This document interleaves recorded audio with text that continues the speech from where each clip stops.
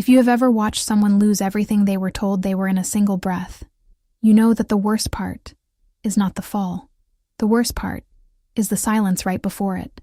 That suspended moment where the world has already decided what is going to happen and you are the last one to know. Kyle Ashvile stood in the center of the ceremonial courtyard of Velthar Keep with 400 pairs of eyes on him. And for one perfect ignorant second, he believed everything was going to go exactly as planned. He was wrong, and what happened next would not just change his life. It would change the shape of the world. But before we get there, you need to understand what it meant to be the son of Doran Ashvale, because without that understanding, you cannot fully feel the weight of what was about to be taken from Kale in front of everyone he had ever known. Doran Ashvale was not simply an alpha.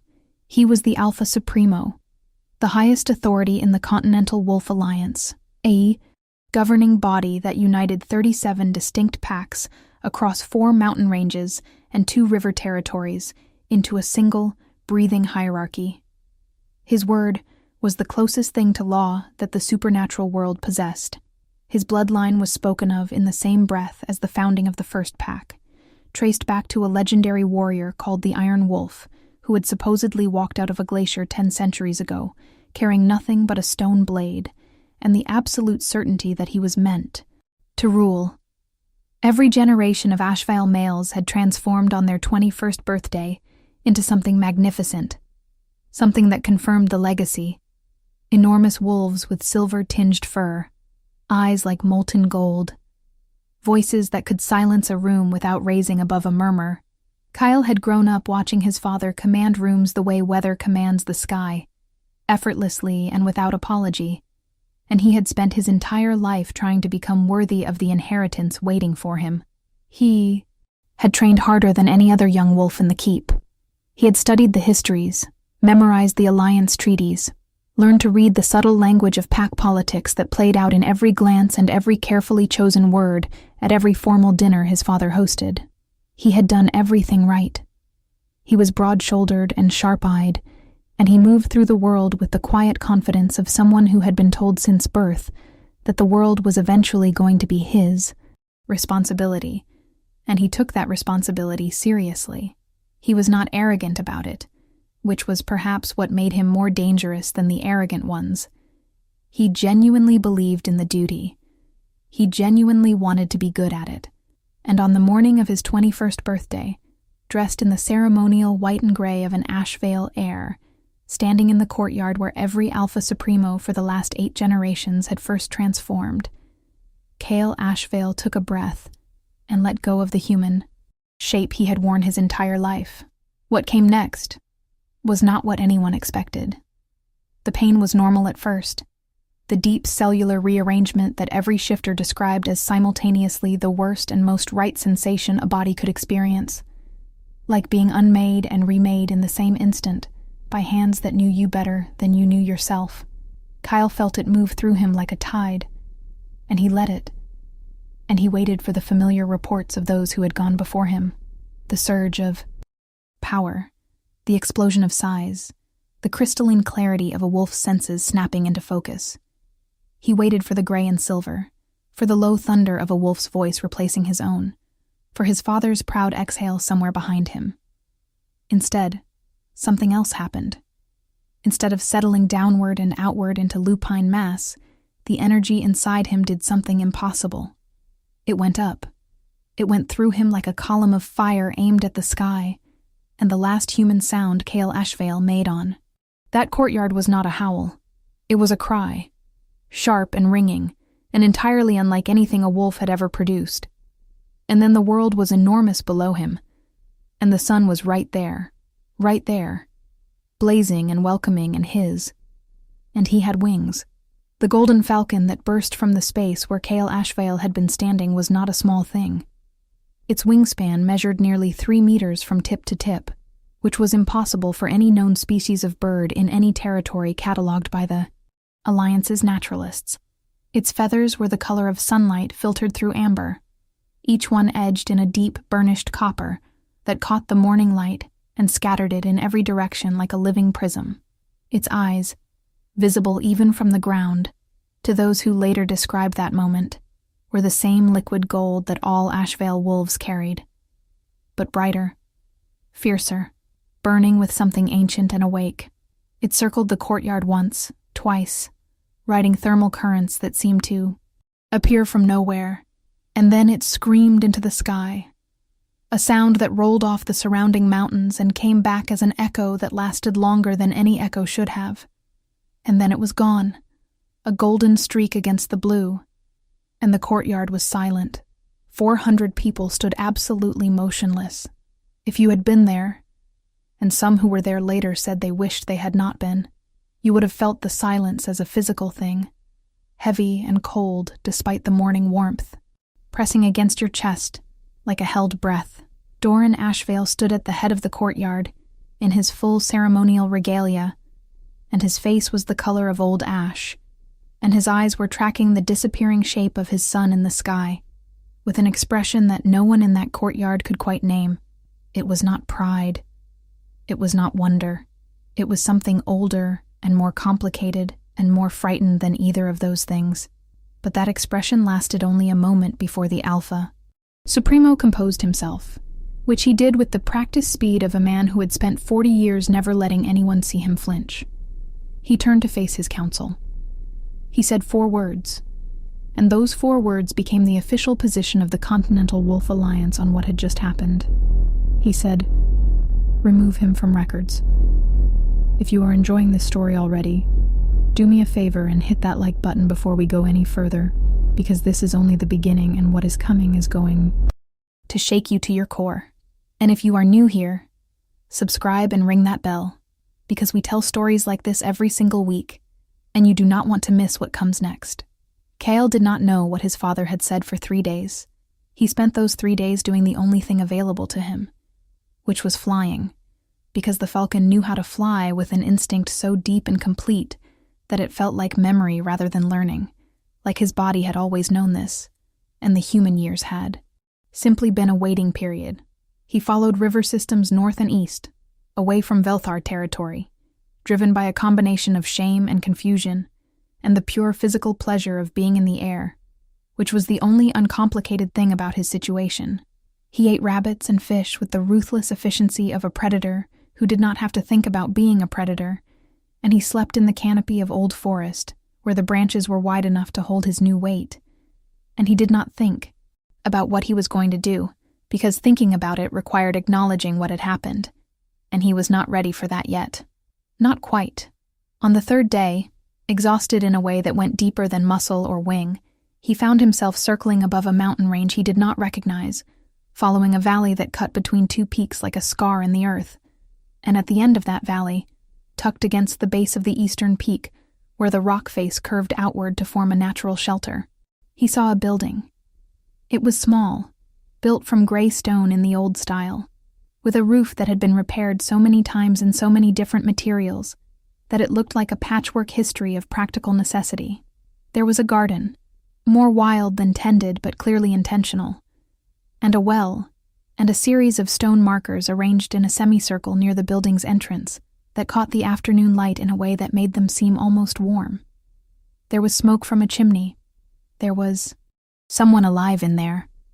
And Kale, who had been alone in the sky for 3 days with nothing but his own shock for company, landed on the roof without entirely deciding to, folded his impossible wings, and looked down at the garden below, with eyes that were beginning to understand they were going to be looking at things from a very different angle for the rest of his life. Sarah Voss heard the impact. She was inside, grinding dried herbs at the table her father had built when she was 4 years old, the same table she had been grinding herbs at for the last 11 years since her father had died. And the sound that came from the roof was not the sound of a branch falling or a bird landing or any of the other ordinary sounds that a mountain sanctuary produced. It was the sound of something large and deliberate settling its weight onto old stone with the careful precision of something that knew how to be careful with itself. She did not grab a weapon. She had learned long ago that weapons did not solve the problems that actually threatened her, which tended to be political and social rather than physical. And besides, the instinct she felt was not fear. It was something closer to recognition, which made no rational sense, and which she chose to examine rather than suppress, because suppressing instincts that made no rational sense had never served anyone well in her experience. She wiped her hands on her apron, and she went outside, and she looked up. The Golden Falcon looked back at her. It was enormous, and it was exhausted, and it was watching her with eyes that were far too knowing for a bird. And Sarah Voss, who had read every book her father had left her, and her father had left her a great many books, felt the recognition crystallize into something specific and certain. She had read about this. She had read about this in a text so old that the pages had gone translucent with age. A history of the supernatural world that predated the continental wolf. Alliance by 3 centuries, and what she was looking at was not simply a large golden bird. What she was looking at was a calum sanguine, a skyborn, a blood of heaven, one of a lineage so ancient and so thoroughly erased from official supernatural history that most scholars who encountered references to them assumed the texts were allegorical. Sarah had never assumed that. Her father had raised her to take old words seriously, and now those old words were sitting on her roof, looking at her, with gold eyes that held centuries of something it did not yet understand. And she said the only thing that seemed appropriate. She said, "You must be very tired.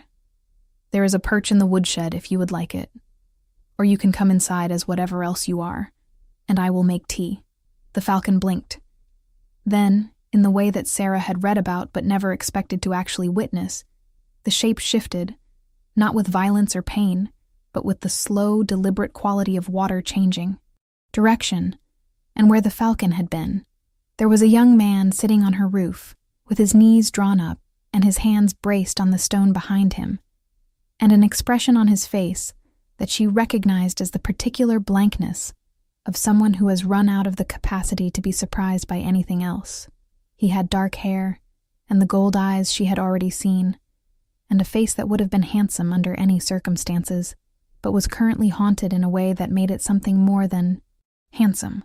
He was wearing clothes that had survived 3 days of transformation and flight, with the specific damage that implied, which meant they were mostly intact, but carried the evidence of rough living in every wrinkle and tear. He looked at her for a long moment. Then he said, with a voice that was rougher than it would have been under better circumstances, "Tea would be good." He came down from the roof the ordinary way, which she found endearing without quite meaning to, and she brought him inside and she made the tea, and she did not ask him anything for the first hour, because she could see that he was the kind of person who needed space before he could speak honestly, and she had no interest in anything less than honesty. She fed him instead, because she had enough food and he was visibly in need of a great deal of it, and she watched him eat with the focused intensity of someone who has not had a hot meal in days, and who is remembering that warmth exists as a category of experience. By the time the tea was gone and a bowl of mountain stew had followed it, some of the haunted quality had left his face, replaced by something more complicated that she thought might be the beginning of actual feeling, returning after the numbness of shock. She refilled his cup and she sat across from him, and she waited. And eventually he looked at her and said, "You are not afraid of me." "No," she said. "You should be," he said, and she could hear that he was not saying it as a threat. He was saying it because he had spent 3 days believing it himself. "I am something that has not existed in 300 years, according to every text I have ever read, and even those texts were not complimentary." "I know what you are," Sarah said. "The texts your alliance uses were written by wolves who found the skyborn inconvenient. I read older texts." She reached behind her to the shelf where her father's books lived in the careful order she had maintained for 11 years, and she pulled one down and set it on the table between them.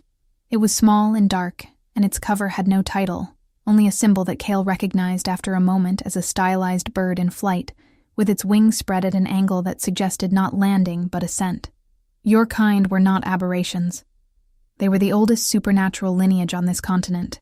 They predate the first wolf pack by at least 2 centuries. They were not erased because they were lesser. They were erased because they were threatening to people who wanted to be the only power worth naming. Kyle looked at the book. Then he looked at her. Then he said, "Who are you?" "Sarah Voss," she said. My father was the healer for the Coldstone Pack for 20 years. They killed him when he refused to falsify health records for the Alpha's political opponents. I have been living here alone since I was 16. I know a great deal about what wolves do to things they find inconvenient. She said this without bitterness, which was more frightening than bitterness would have been, because it meant she had moved past the stage where bitterness lives, and into the territory of clear-eyed understanding that does not require emotional color. And I know that whatever you were told about yourself today was almost certainly a lie designed to serve someone else's purposes. That was the moment, if Cale were to look back on it later and identify the precise point where everything changed. Not just changed, but shattered and reformed into a completely different shape. That was the moment that Sarah Voss, who had no title and no pack, and no political standing of any kind in the world that had been built specifically to exclude people like her, looked at the exiled heir of the most powerful supernatural dynasty on the continent, and told him that the story he had been handed about himself was someone else's fiction, and Cale, who had spent 3 days in the sky with nothing but the wind and his own terror, felt something in his chest that had been clenched since the moment of his transformation begin, very slowly, to open. He did not fall in love with her that night. He was nowhere near ready for that, and neither was she. And this is not that kind of story. The kind where catastrophe leads immediately to romance as if one disaster simply replaces another. This was the kind of story where two people who have both been shaped by loss recognize something in each other that is worth being careful with. And they are careful with it because they are the kind of people who understand that the most important things require patience. What happened that night was simpler and more foundational than love. He told her what had happened, and she listened without flinching, and at the end of it she said, "Stay as long as you need to. There is a room at the back that was my father's study. The bed is narrow, but it is real, and that was enough. That was, in the exact circumstance he was in, everything." Meanwhile, in Velthar Keep, the political machinery that Doran Ashvale had been running for 4 decades was moving with terrifying efficiency. The official record of the transformation ceremony was altered by the following morning.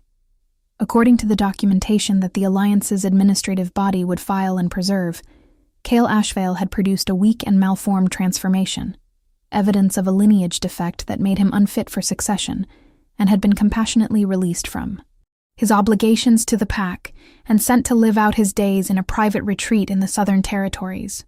It was a masterwork of euphemism. It said nothing that was technically true, but implied everything that was politically convenient, and it moved through the Alliance's communication channels with the speed of official documentation that no one looks at too closely because it comes from a source that has historically not required scrutiny. Within a week, the broader Alliance knew only that the Ashvale heir had been found lacking and removed.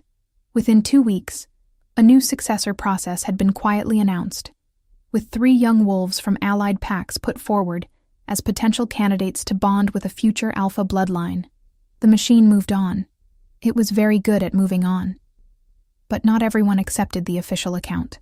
There were 400 people in that courtyard, and while most of them were practical enough to understand that publicly contradicting the Alpha Supremo was not a survivable hobby, not all of them were capable of entirely suppressing what they had seen with their own eyes. A Golden Falcon, with a 3-meter wingspan rising from the place where an Ashvale heir had stood. Eyes like liquid amber burning in a face of feathers. A cry that had come back from the mountains as something more than an echo. These things had happened. These things had been witnessed. And among the 400 witnesses, there were 7 who were not content to let the official account be the last word on the subject.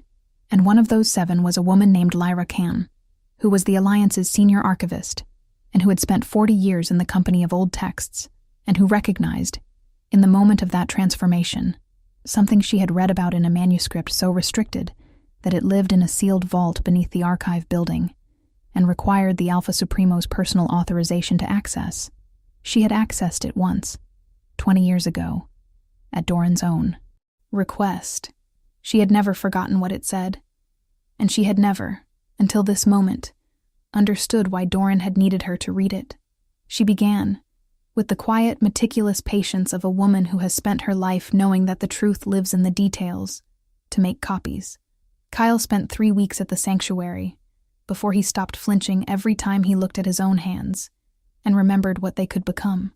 Sarah did not rush him, and she did not coddle him, which was exactly the right combination.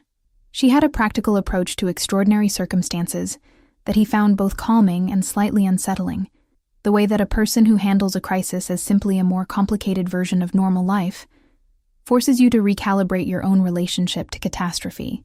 She'd converted her father's study into a workspace where she continued her own research, translating old text from 3 different extinct supernatural dialects for reasons she described as because someone should, when he asked.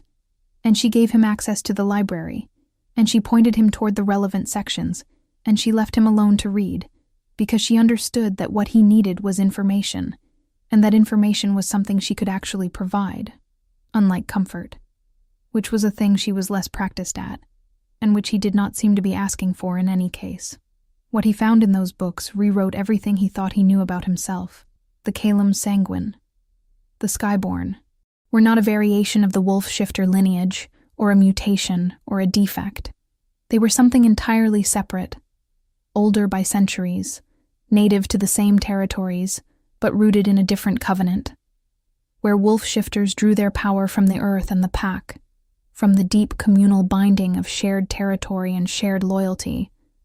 The Skyborn drew theirs from something the old texts called simply the above, a concept that was not religious in the conventional sense, but was rather a recognition that some power was oriented not downward toward roots and soil, but upward toward horizon and light, and the endless territory of the sky that belonged to no single pack and could not be claimed or fenced or governed.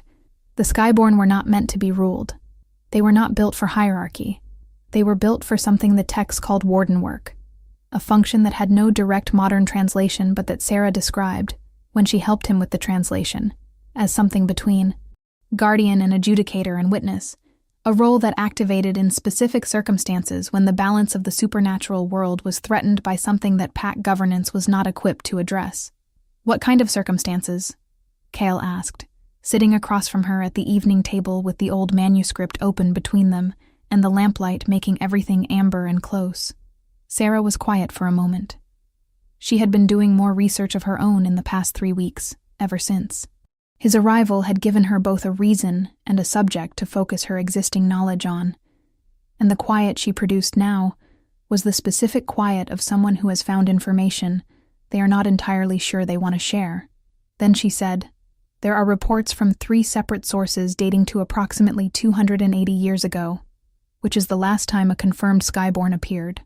All 3 sources describe the same triggering event, something the texts call the waking of the bound, which refers to an entity or entities that were imprisoned through a combination of supernatural consensus, meaning multiple different species and lineages all participating in the binding, and which can only be released by a deliberate act of aggression against the binding site." She paused. 3 months ago, the Northern Wolf Alliance conducted an excavation in the Thornmere Highlands that the Continental Alliance officially described as a territorial expansion project. The excavation went down 40 meters. The reports I have been able to access describe significant supernatural activity at the site that was classified and suppressed immediately. The silence that followed this was different from the silence before it. It had weight in it. What did they release? Cale said. "I do not know yet," Sarah said. "But I know that the last time something was released from a bound site, the Skyborn who answered that activation did not do so alone. They gathered others, not wolves, specifically, but those who existed outside pack governance and therefore outside the conflict of interest that pack governance creates when it is the packs themselves who have caused the problem." She looked at him steadily. "I do not think your transformation happened on your birthday by coincidence. I think it happened when it did, because whatever was released in the Thornmere Highlands woke up, and whatever is in your blood recognized it." Cale sat with this for a long time. Outside, the mountain wind was moving through the valley in the low register that it used after dark, a sound that he had come to associate with the sanctuary, with the specific quality of quiet that this place produced, which was not the quiet of absence, but the quiet of a place that had been tended. He thought about the courtyard. He thought about his father's face, that gray ash color, that expression that was not pride, and not wonder, but something more frightened than either. He thought about the 4 words his father had said, which he did not know yet, would not know for another 3 months, but which he could feel the shape of already in the way his father had not come after him, had not sent anyone, had not produced any version of a parental response to a son in crisis. He thought about what Sarah had said. Someone should have been very threatened by what you are. He thought about 3 centuries of erasure. He thought about a lineage that predated the wolf packs by 200 years, being reduced to a footnote in a restricted archive that required the Alpha Supremo's personal authorization to access. He thought about all of this, and then he said, very quietly, "I am going to need to learn everything." "Yes," Sarah said, "you are, and I am going to help you."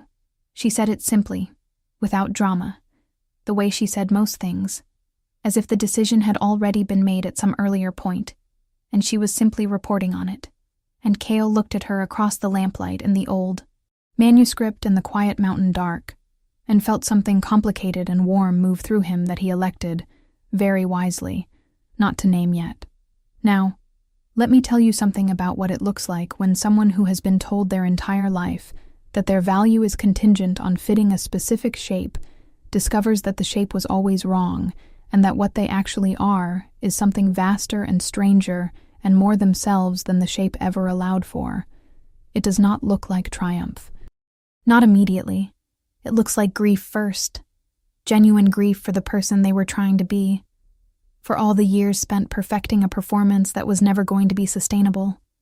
For the relationships built on the assumption of a future that no longer exists. Kyle grieved. He did it in the way that quiet, private people grieve, without announcement, in small moments that he probably did not even fully recognize as grief at the time.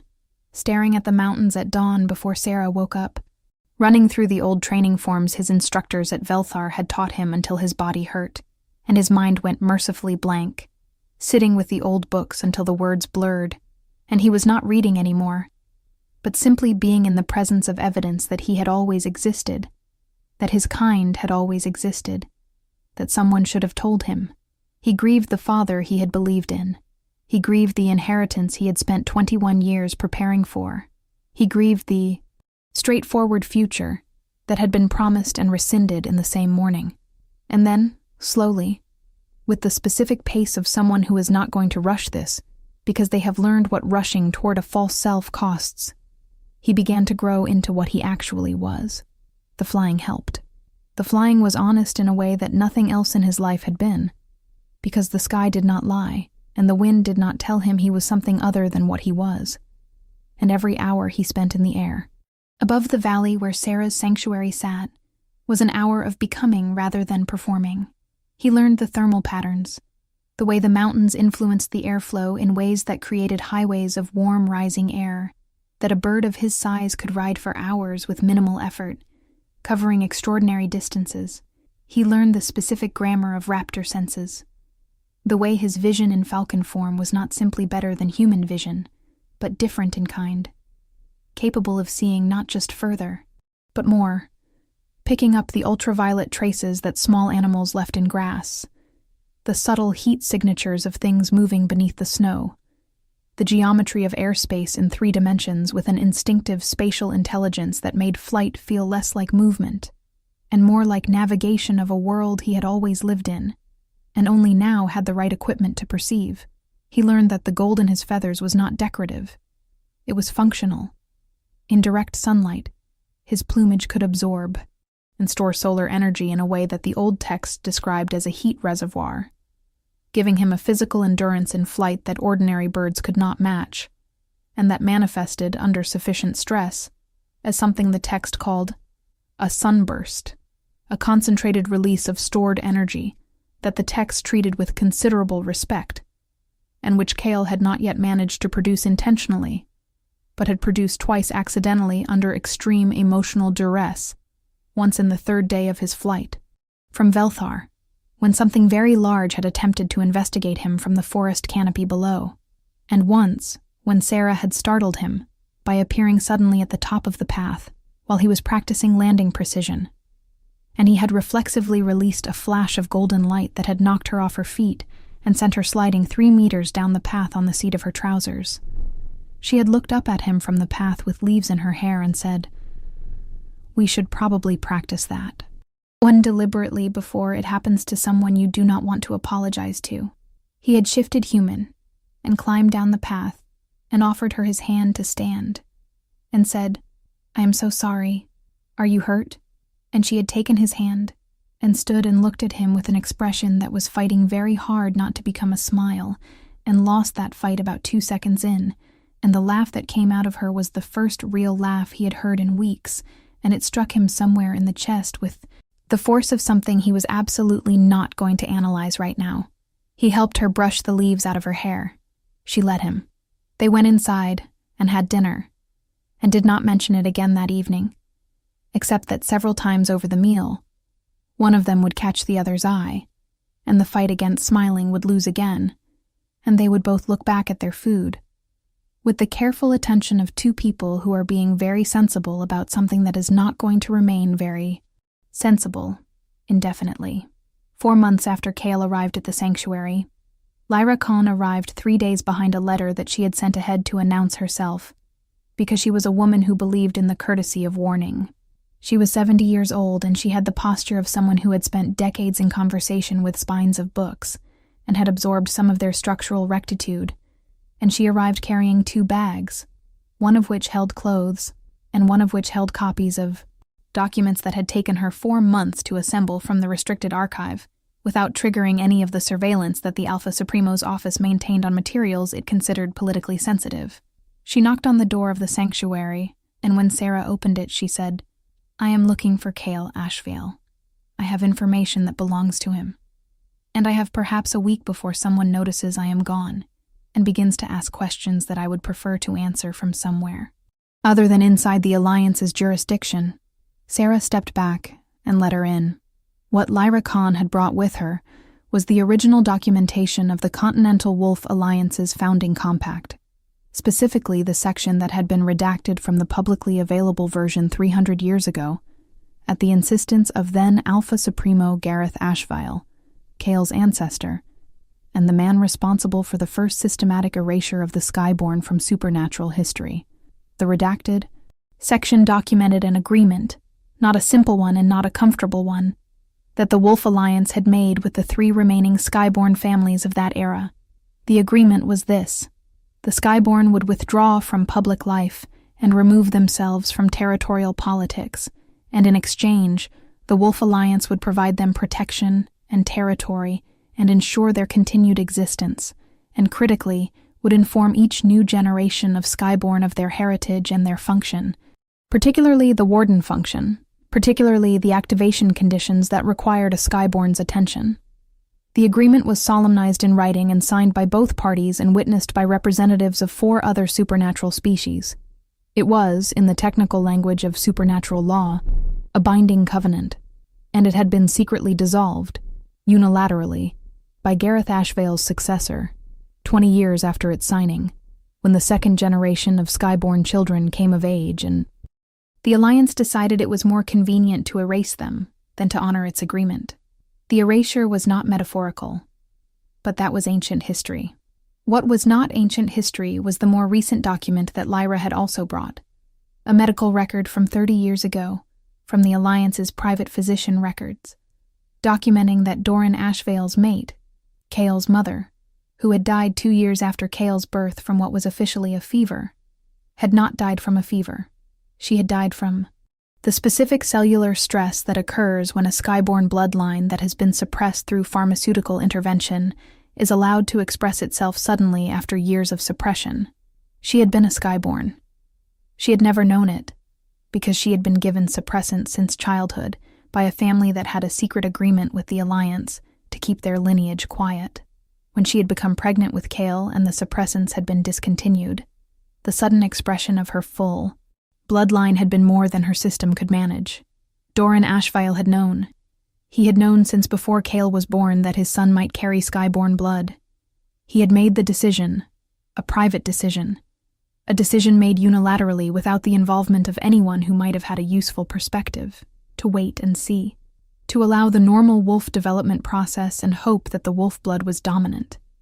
And when it had not been, when Kale had stood in that courtyard and the skyborn blood had finally expressed itself in the full public, undeniable way that could not be managed or suppressed, Doran Ashvale had done what every generation of his family before him had done when confronted with something inconvenient. He had erased it. He had erased his own son with the same efficient political machinery that had been erasing inconvenient things for 300 years. Kale read every page of what Lyra had brought. He read it sitting at the table where he had eaten that first bowl of stew, in the lamplight that he had come to think of as the specific color of this place that had held him when nothing else would. With Sarah on one side of him and Lyra on the other, both of them quiet, both of them understanding that what he needed right now was not commentary. He read it all the way through once. Then he went back and read the medical record twice more, very slowly. Then he set it down, and he looked at the wall and he said nothing for a very long time. Sarah put her hand on the table between them, not on his hand, not in a way that required him to respond, just placed there as an available thing, an option if he wanted it. After a moment, he put his hand over hers. He did not look at her. She did not look at him. They both looked at the wall. He knew, Kale said finally. Yes, Lyra said. He knew what she was. He knew what I might be. And he did not tell me. No. He let me spend 21 years preparing to be something I was never going to be, and he said nothing. He is not a man who finds it easy to acknowledge that reality will not cooperate with what he has decided should be true, Lyra said. And this was both the most diplomatic and the most damning thing anyone had said about Doran Ashvale in years, and it landed in the room with the quiet weight of something that was going to sit there for a long time. Kale was quiet again. Then he said, "Tell me about the Thornmere excavation." Lyra looked at him steadily. "What? Do you know about it?" "I know it went 40 meters down," Kale said. "I know something was released. I know the reports were classified. I need to know what." Lyra reached into her second bag and produced one more document. The lead archaeologist on the excavation filed a private report before the classification order came through. It never made it into the official record, but it made it to me, because she was my student 40 years ago, and she still has the sense to know when something should be preserved outside official channels. She set the document on the table. The excavation broke through the floor of a pre-Alliance supernatural site that the Thornmere pack had believed was simply old ruins. It was not ruins. It was a chamber, a binding chamber. Specifically, it was one of 7 sites identified in the oldest records as a hollow seal, a location where an ancient entity of significant power was contained through the combined supernatural working of every lineage present. In the territory at the time of the sealing, the records put the sealing at approximately 1,200 years ago. The entity contained is not named in any text I have been able to find, but is referred to consistently by a single epithet. She paused. The Unmade. Sarah had gone very still. Kyle looked at her. "You know this name," he said. "I have read it," Sarah said carefully, in the tone she used when she was being precise because precision mattered. "In the oldest texts I have, not the ones that discuss the Skyborn specifically, but texts from before any of the current supernatural lineages organized themselves into the political forms they currently use. The Unmade is not a single entity in the conventional sense. It is better described as an unraveling force, something that does not have a will or a desire in the way that persons have will or desire, but that has a direction, a tendency, a persistent orientation toward dissolution. The old texts describe it as the force that things have before they are shaped, when they are still formless, but turned outward rather than inward, a hunger for undoing that has no malice in it because malice requires personhood, and this predates personhood entirely. She looked at Kale. If it is loose, it is not going to attack anyone. It is going to dissolve things. Slowly, starting with whatever is most ordered in its vicinity: pack structures, territorial agreements, the bonds between shifters and their human forms, the social and supernatural architecture that holds communities together. And the wolves who released it, Kale said slowly, are the same wolves who are supposed to be governing the response to it. Yes, Sarah said, which means they cannot govern the response, because any response that acknowledges what they released also acknowledges that they broke the seal, which means acknowledging that the Thornmere excavation was conducted negligently or deliberately over a hollow seal site, which means acknowledging that the entire Alliance leadership either did not know what they were doing, which is damning, or did know, which is catastrophic. Yes, Lyra said, which is why the reports were classified, which is why the Alliance is proceeding as if nothing has happened, and which is why, I believe, whatever is in your blood activated when it did. The three of them sat with this for a moment, that stretched out long and complicated, full of the specific weight of a situation that is simultaneously very large and very immediate. Then Kyle looked at Lyra and said, "What do the old records say about how a hollow seal is restored?" "They are not specific," Lyra said, "but they are consistent on one point. A binding that was created by the consensus of multiple lineages working together cannot be restored by any single lineage working alone. The restoration requires the same principle as the original sealing: multiple parties, from different supernatural traditions, each contributing something specific to the working." She looked at him with the particular steadiness of an old woman who has spent her life in the company of facts and has made her peace with the ones that are inconvenient. And the records are equally consistent that a gathering of this kind requires a coordinator, someone who exists outside pack governance and therefore has no conflict of interest, someone whose function is specifically oriented toward this kind of work. She let the implication sit there. Someone. "Like me," Kale said. "There has not been someone like you in 300 years, Lyra said. "And those 300 years have been, by any honest measure, a period of significant deterioration in the relationships between supernatural communities that once worked together. That is not a coincidence." He was gone the next morning before dawn, but he did not go the way he had come, alone and directionless and driven by nothing but shock and forward motion. He went with a list that Sarah had compiled through the night, a careful and comprehensive list of every non-wolf supernatural community within a territory radius that she had calculated based on what she knew about hollow seal restoration requirements, annotated with notes on their current political situations and the most likely approaches and the most significant concerns each community would have about participating in something this politically fraught. He went with copies of the documents Lyra had brought, specifically the Founding Compact and its redacted section, because he had decided that the most important tool available to him was the truth, and that the truth needed to travel with him. And he went knowing that Sarah was going to begin making her own contacts, using her father's old network of healers and scholars who operated outside pack governance, people who had spent years building the kind of careful, informal community that exists below the notice of official political structures, and which is often more functional than those structures, precisely because it does not have the overhead of institutional self-preservation. He came back 8 days later with agreements from 3 communities. A community of Selkie families who had been in territorial conflict with the Thornmere Pack for 40 years, and who were deeply motivated to address the root cause of the instability that the released entity was already producing in coastal boundary behaviors.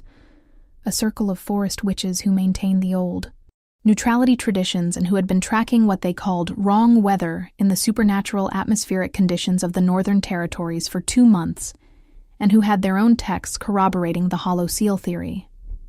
And a single very old bear shifter, who had not spoken to a wolf in 60 years, and who agreed to participate not for political reasons, but because he had been alive when the last Skyborn had done warden work, and he had promised that Skyborn, a woman named Aelith, whose name appeared in 3 of Sarah's oldest manuscripts, that if he was still alive when the next one came looking, he would help. Sarah was waiting for him on the roof when he landed, which was a thing she had started doing on his 3rd day at the sanctuary, and which had continued for reasons neither of them had examined, because he came in from the sky disoriented and tired after long flights, and she found that being there when he landed was a thing that mattered to her, and she was done pretending. It did not. He shifted and sat on the roof beside her, in the way they had both gotten used to, close enough that their shoulders were almost touching, and he told her what he had found, and she told him what she had arranged, and at the end of both reports, they sat in the early evening quiet, and the valley below them was gold with the last of the day's light. "This is going to be very difficult," she said. "Yes," he agreed. "The Alliance is going to know what we are doing before it is finished. They will not be able to classify a gathering large enough to restore a hollow seal. No, they will not. Your father will know you are alive and active and building exactly the kind of cross-community coalition that his family has spent 3 centuries preventing." Kyle was quiet for a moment. "I know. Are you afraid of that?" He thought about it honestly, which was something she had taught him to do without realizing she was teaching him, by doing it herself in every conversation they had, ever had. "I am afraid of getting this wrong," he said. "I am afraid of attempting something this important, and making a mistake that costs people who trusted me something they cannot afford to lose. I am not afraid of my father." He paused. "I think I stopped being afraid of my father somewhere around the 2nd week I was here. I am not entirely sure what I feel about him now, but it is not fear." Sarah looked at him. He was looking at the valley, at the gold light, at the shadows beginning to collect in the low places between the rocks below. He was, she thought with the specific precision with which she thought about most things, genuinely one of the most remarkable people she had ever been in proximity to. And she had been in proximity to remarkable people, her father being the primary example.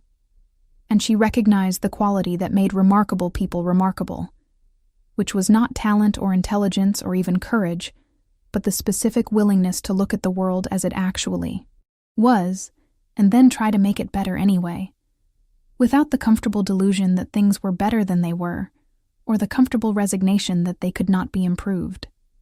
Cale Ashvale had lost everything, and had been lied to for his entire life, and had been exiled from the only world he had ever known, and was now sitting on a roof in the mountains proposing to take on 300 years of supernatural political entropy, because something in his blood had recognized that it was the thing his blood was built for. She found this, in the technical and inadequate language available to her, extremely something. She was not going to say that. Not yet. What she said instead was, "I am coming with you." He looked at her. "I know," he said. He said it the way she said things, simply, as if the decision had been made at some earlier point, and he was simply reporting on it. She felt something warm and slightly alarming move through her, and elected, very wisely, to let it be. Why? Restoration of the hollow seal in the Thornmere Highlands took 11 days, and the participation of 43 individuals from 7 different supernatural communities, coordinated by a young man with gold eyes and wings that blocked the sun when he rose above the tree line, and witnessed by a woman who stood at the edge of the ceiling circle with a notebook, and recorded everything that happened in precise and careful detail, because someone should. It was the first multi-community supernatural, working in 300 years. It was messy and complicated, and required 3 nights of difficult negotiation that Cale navigated with a combination of the political intelligence he had spent 21 years developing for a purpose he was never going to use, and the simple, direct honesty that he had learned was more effective than strategy in situations where everyone at the table had reason to distrust strategy. On the 7th day, the old bear shifter took him aside and told him that Aelith, the last Skyborn he had known, had described what would happen when a Skyborn found their purpose, and he described it now to Cale, and Cale listened and then nodded and said, "Yes, that is what it feels like." On the 11th day, the hollow seal was restored. The wrongness that had been bleeding into the supernatural atmosphere of the Northern Territories for 4 months stopped with the specific abruptness of a sound being cut off, and everyone present felt it, the cessation of a pressure they had been living with long enough to have stopped noticing it, which made its absence louder than its presence had been. The Selkie families confirmed a stabilization in coastal boundary behaviors within 6 hours. The forest witches reported that the wrong weather had cleared before dawn the following morning.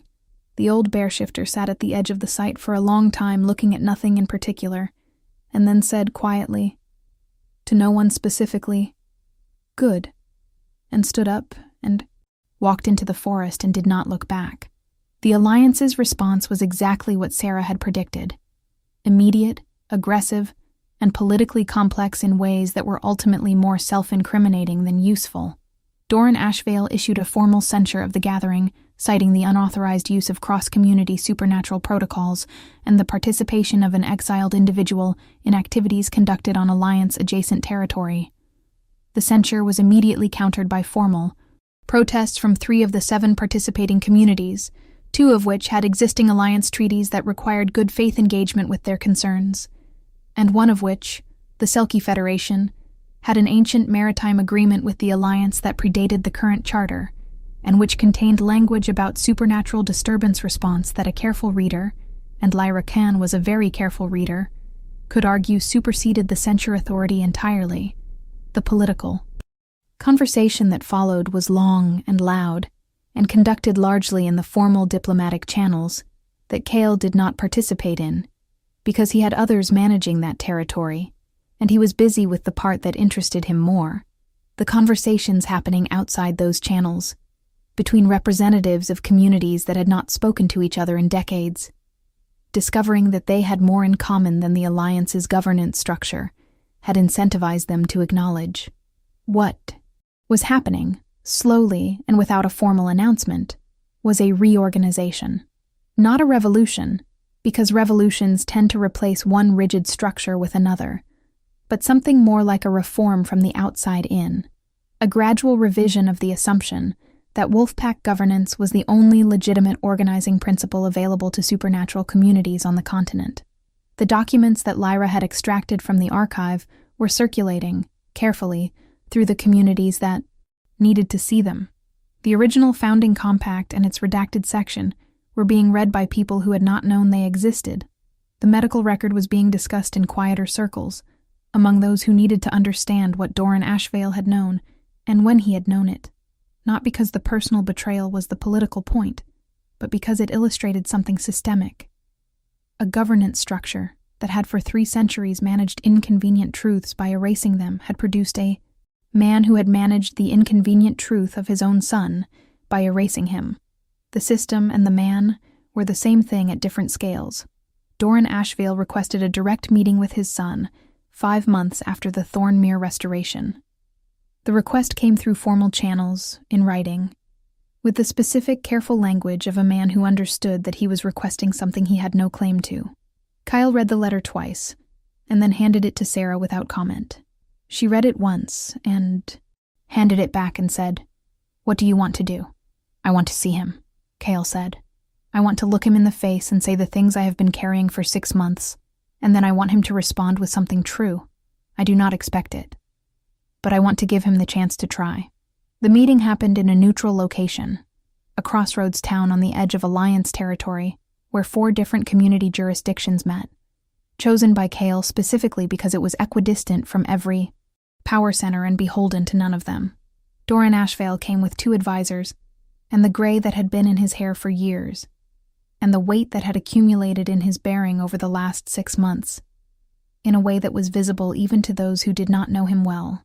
He looked at his son across the table of a room in a guest house that smelled of pine and wood smoke, and Kyle looked back at him, and what Doran saw in his son's face was not what he had expected. He had expected anger. He had expected grief and accusation, and the specific righteous energy of youth betrayed.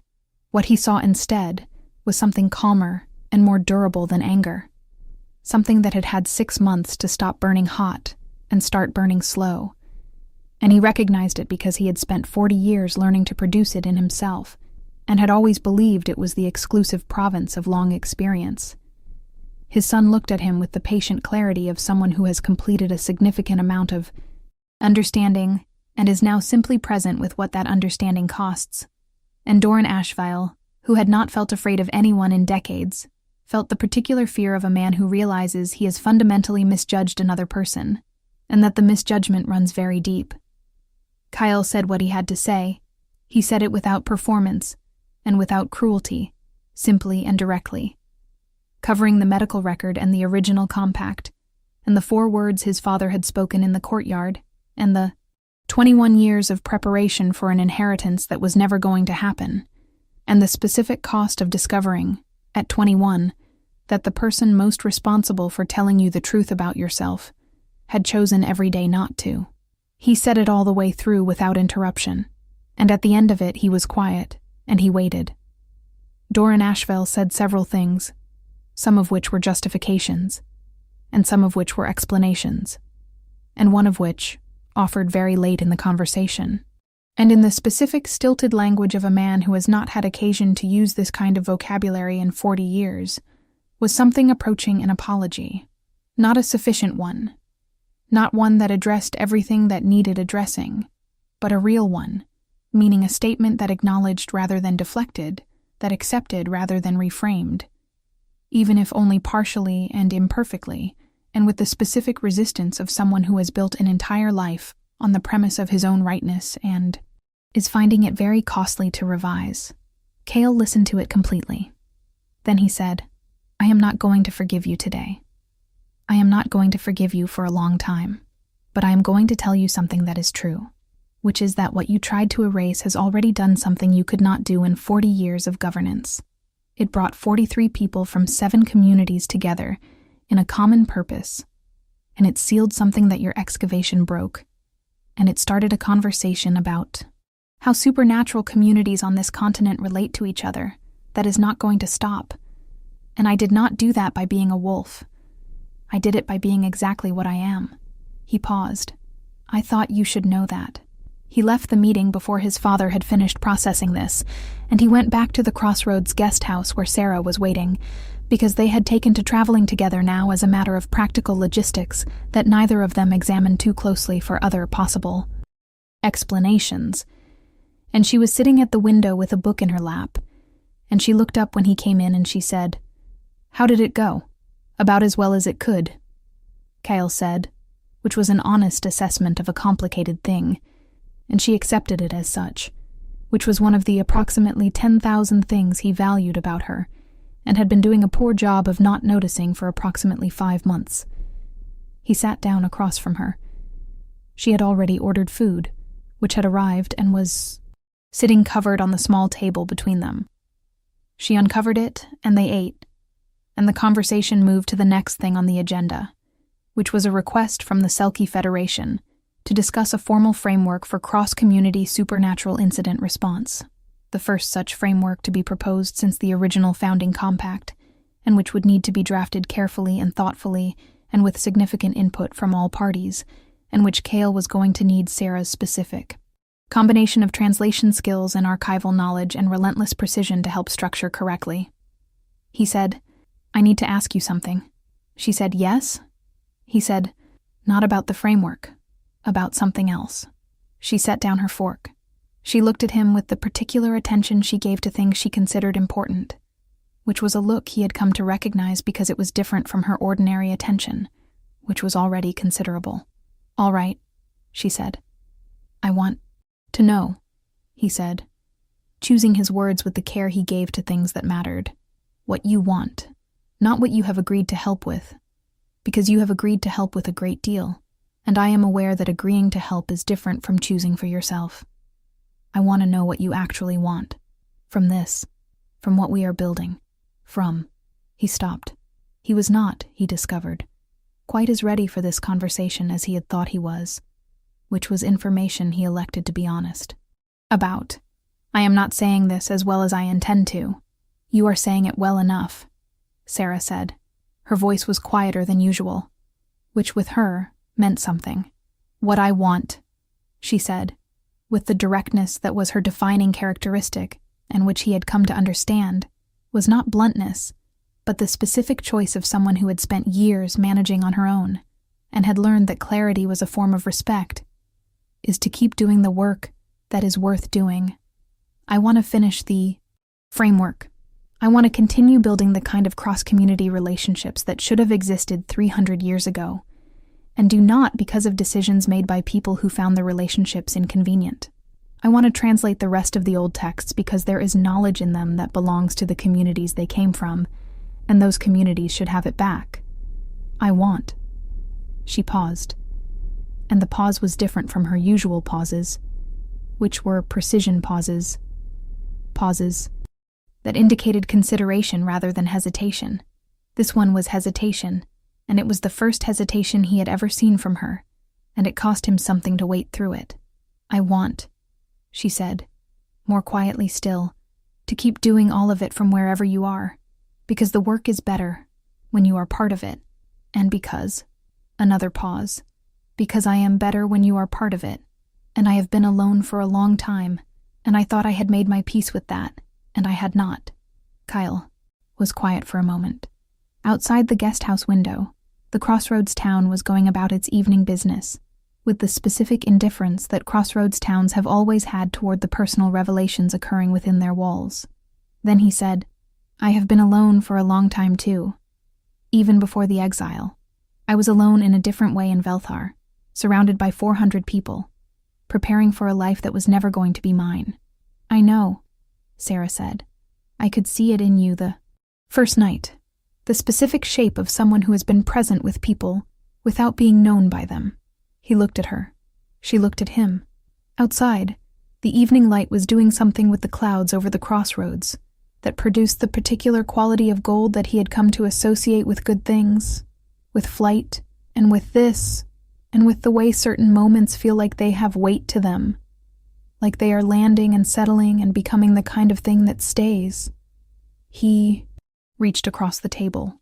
She met him halfway, and what happened next was simple and unhurried, and chosen by both of them with the full knowledge of what they were choosing, which was not drama and not rescue but partnership, in the exact old-fashioned sense of two people deciding that the work is better together, and so is everything else.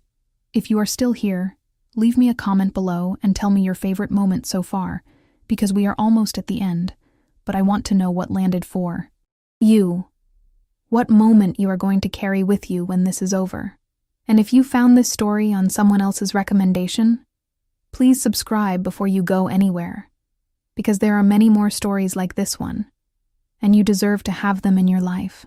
The formal recognition of what became known as the Crossroads Accord happened 8 months after the Thornmere restoration, in the same Crossroads town where Cale had met his father, in a room considerably larger than the guest house. Dining room and considerably fuller of people representing considerably more communities than the original meeting had contained. Lyra Khan drafted the language. Sarah translated 3 sections from old texts that provided the historical precedent. Cale presided over the signing, which was the function that the warden role turned out most practically to occupy. Not governance in the conventional sense of making decisions for others, but a kind of anchoring.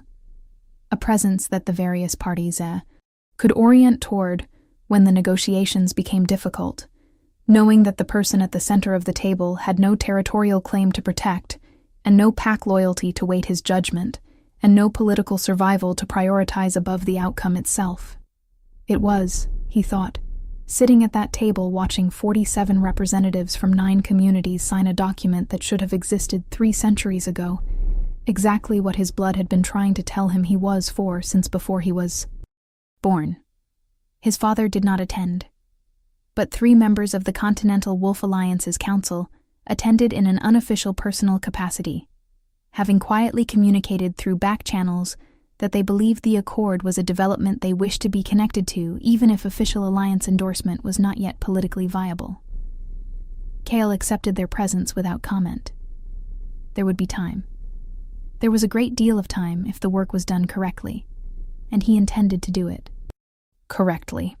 At the end of the signing, when the room had moved into the particular warm noise of many people who have accomplished a difficult thing together, releasing the tension of that accomplishment into something more celebratory, Sarah came to stand beside him at the edge of the room, because she had always known the edge of the room was where she thought most clearly, and she had been thinking at the edge of the room for 8 months, and he had been finding her there for 8 months, and it had become one of the rituals of their specific life together. He looked at the room. She looked at the room. Then she said, without preamble, in the way she said everything, "Your mother's people. The family that took the suppressants. Do you know who they were? He looked at her. I have a name from the medical record. A family name. Why? Because I found a reference last week.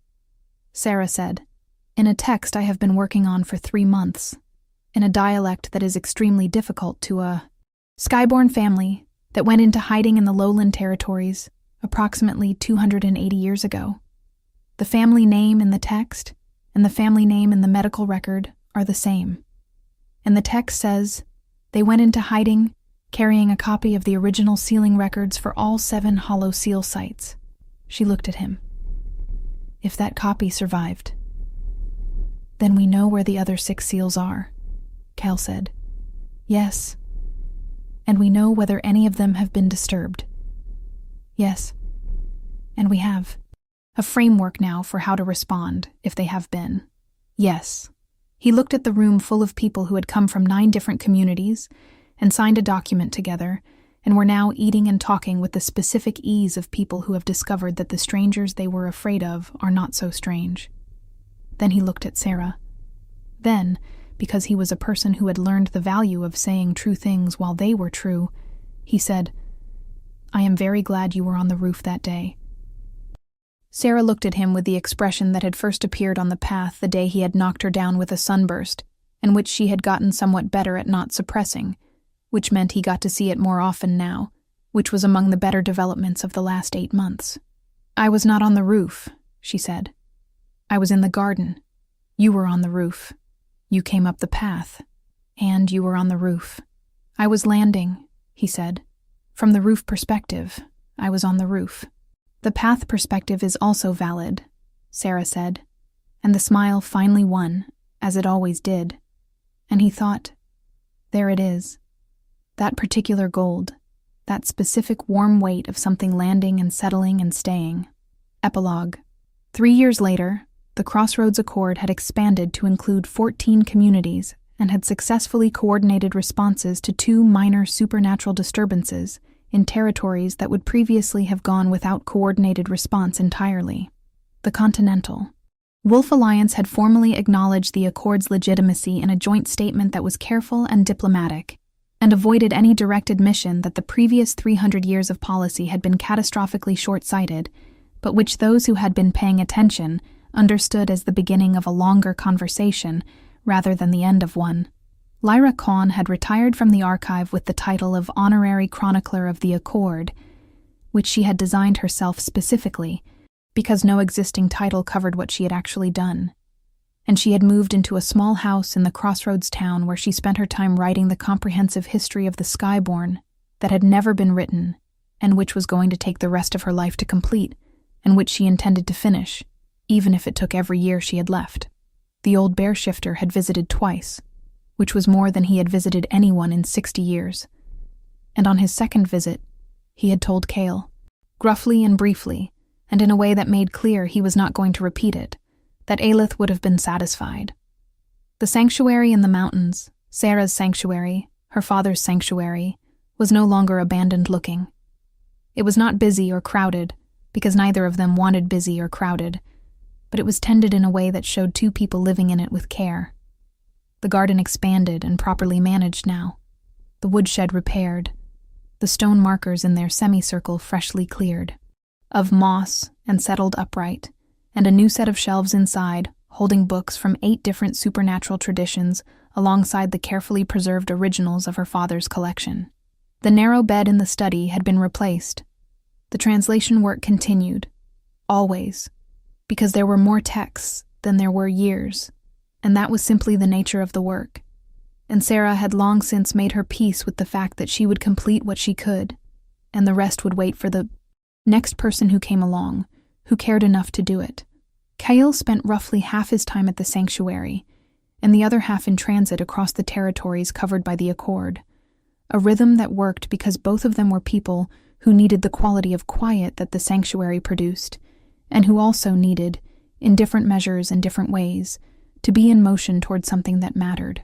When he came back from long flights, he always landed on the roof, and she was usually there, sometimes in the same moment, and sometimes a few minutes later, and those specific minutes on the roof together with the valley below, in whatever light the day had available, were the kind of small daily thing that turns out, over years, to be what the rest of a life is built on.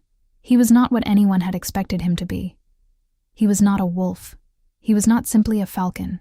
He was the thing that existed in the space between what the world assumed and what the world actually needed. And he had found, in the most painful possible way, the most roundabout and exiling and grief-heavy path available, that being exactly that thing was better than any of the shapes that had been prepared for him. And beside him, precise and unsentimental, and entirely without illusion about how difficult the work was, or how long it was going to take, was the woman who had looked up at an impossible golden bird on her roof and offered tea, who had given him the old words that told him what he was before he could bear to know it himself, who had mapped the road he was going to walk before he had figured out he was going to walk it, and who had decided, with the characteristic directness of someone who had learned to value clarity above comfort, that where he went, she went. Not because she needed him to anchor her, but because the world they were building together was better than any world either of them could build alone. High above the valley, where the thermals rose in the long gold light of late afternoon, a falcon with 3-meter wings caught an updraft and rose, higher and higher, until from the ground it was only a bright moving point against the blue, indistinguishable from the sun's own light, which was, perhaps, exactly the point. Thank you so much for watching this story all the way through.